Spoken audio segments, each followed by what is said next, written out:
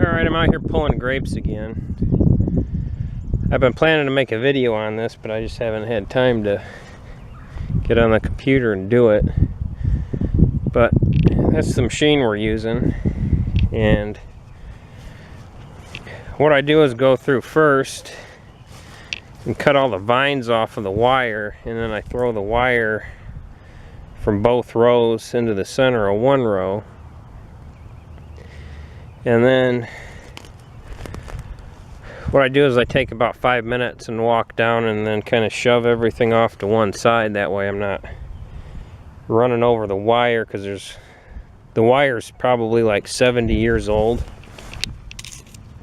And you can see like there where somebody had spliced it 100 years ago, and I would just hate to have something like that stab into the tire. So I throw it over to one side, and then on the tractor here, I made this gizmo up. So I disconnected the hydraulics for this and plumbed it into that cylinder.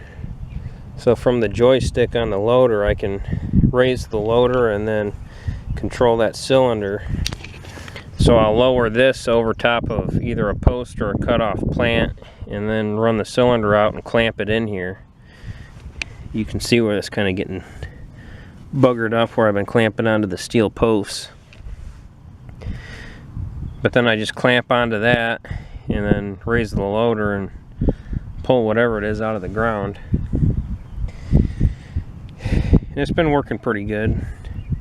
What most guys do is they either have somebody walk alongside with a chain and then wrap it up to each plant individually and each post and pull them out one at a time, or the bigger guys, they have a I-beam that they'll put across the front of the loader and have a chain on each side. Then they have two guys walking along and they'll do two at a time.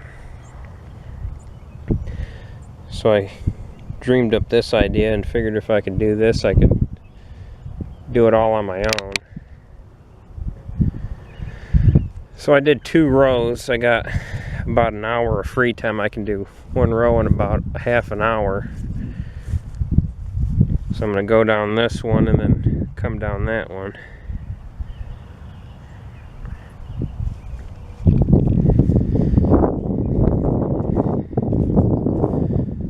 The tractor's a Ford 4600, and I bought 2 of them. I got $3,000 in the 2 of them. The one had a good engine but a bad clutch. This one had a bad engine, so I pulled the engine out of the other one and threw into this one because this one had the loader for it. So this one I paid $2,000 for, but the engine was, I think it spun a bearing or something. And I couldn't put this loader on the other one because the other one, even though it's the same tractor, it doesn't have that mounting spot on the transmission. It has the other ones, but it doesn't have that one. So after I put the clutch in the other one, I was just going to put this loader on that one, but couldn't because of that. So I ended up having to split that one again and pull the engine out and throw it into this one. But anyways, all right, let's get to pulling. All right, so here's how it works.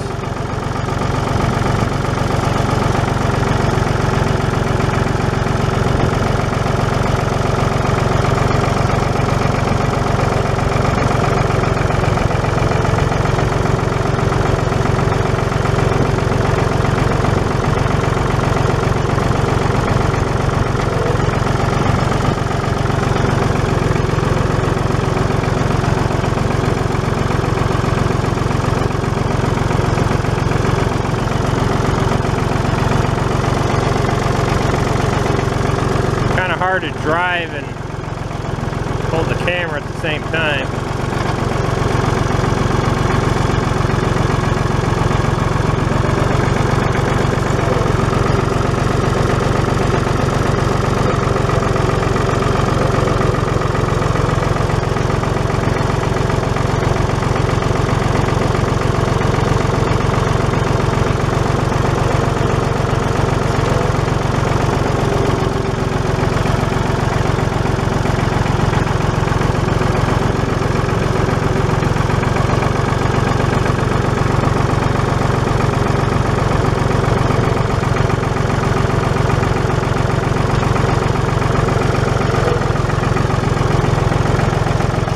That one there, I'm not even going to try. It'll just rip off.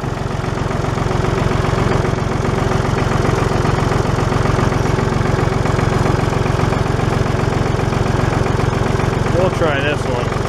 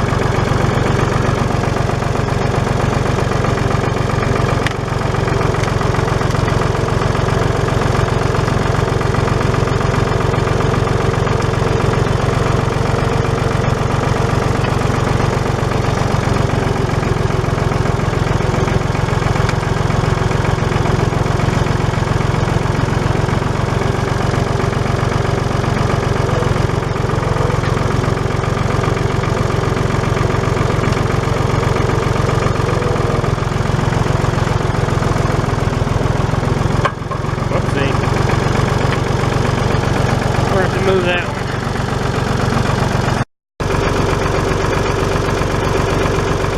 When you come up to a screwy one like this, you just gotta get the chain out. Wrap the chain around it.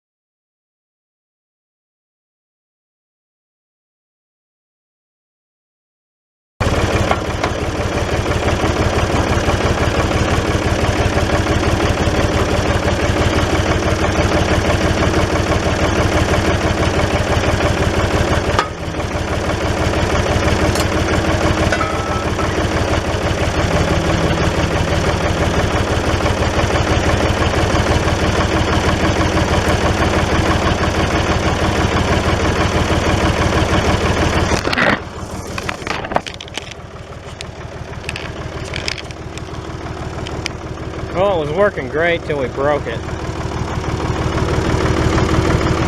I guess I should have welded that a little bit better. Use some heavier stuff for that.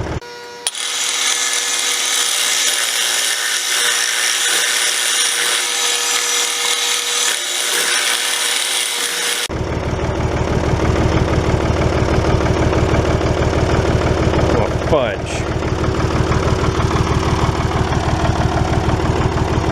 The one for that, we were doing good. Almost had this whole row done.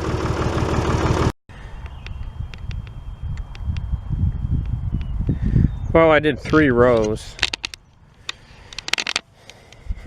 Everything went good except I broke this chain off. I had this looped under the fork, and then I just had a bolt in it. And what this did is it held this down, so when you came up to a plant or a post, if you were off a little bit and it hit this, it wouldn't pick up on it. So the chain would hold it down.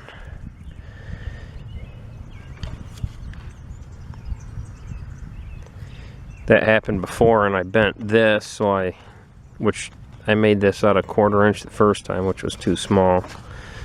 So I fixed that and made that heavier, and then I added this chain, but I just put a bolt. I drilled and tapped a hole in here and then just ran a bolt through one of the links to hold that on there, which my theory was if something happened and I needed to take this off, all I have to do is just pull this pin out and take those nuts off and then take that bolt out of the chain. And then I can take it home and weld it or do whatever I need to do. But if I weld this, then I'll have to take this off the front so I can slide that off the end of the fork. So I'm not sure how I'm going to fix that yet. I don't know if I should get a hardened bolt, get like a grade 8 bolt and put in it instead of the $1.29 a pound stuff. So I don't know. I'll figure that one out for tomorrow.